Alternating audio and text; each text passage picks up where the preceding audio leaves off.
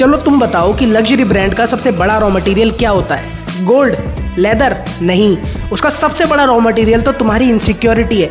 ये बात अब बहुत से लोगों को ऑफेंड कर सकती है, लेकिन ये हकीकत है और इसके बारे में जानना बहुत ज़्यादा ज़रूरी भी है। एक शर्ट 800 रुपये की है और दूसरी 80,000 की, दोनों आपको गर्मी से बचाएंगी, तो दूसरी वाली 100 गुना महंगी क्यों है? इसका आंसर छुपा है साइकोलॉजी के कॉन्सेप्ट स्टेटस सिग्नलिंग में। क्योंकि लग्जरी ब्रांड्स प्रोडक्ट नहीं, आइडेंटिटी बेचते हैं। अब मान लो आप एक गुची की जीन्स लेने जाते हो जो 80,000 रुपये की आती है, लेकिन उसकी मैन्युफैक्चरिंग कॉस्ट अभी भी 4 से 5,000 रुपये ही है। तो ये जो आपने कंपनी को 20 गुना का मार्जिन बना के दिया है, कंपनी इसे ही यूज करके उस प्रोडक्ट की प्लेसमेंट एज ए जीन्स नहीं बल्कि एज ए स्टेटस सिंबल करेगी।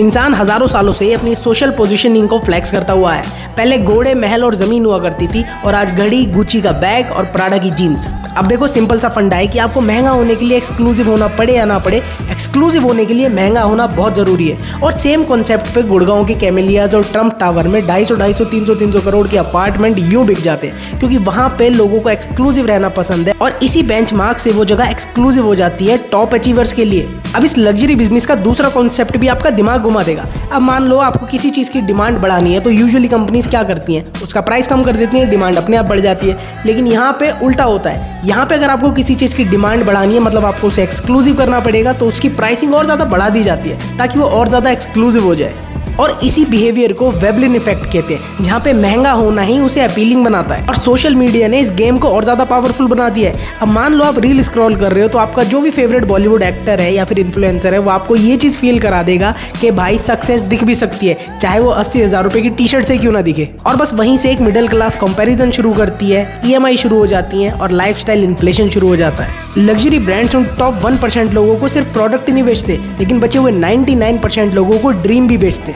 अब मेरी वीडियो शायद आपको बहुत ज़्यादा फायदा ना दे, लेकिन आपको हर दिन 1% बेटर जरूर बनाएंगी, तो इसलिए फॉलो करते जाना, क्योंकि नहीं किया तो वो आपका रिस्क है। मैं मिलता हूँ अगली वीडियो में। हर हर महादेव।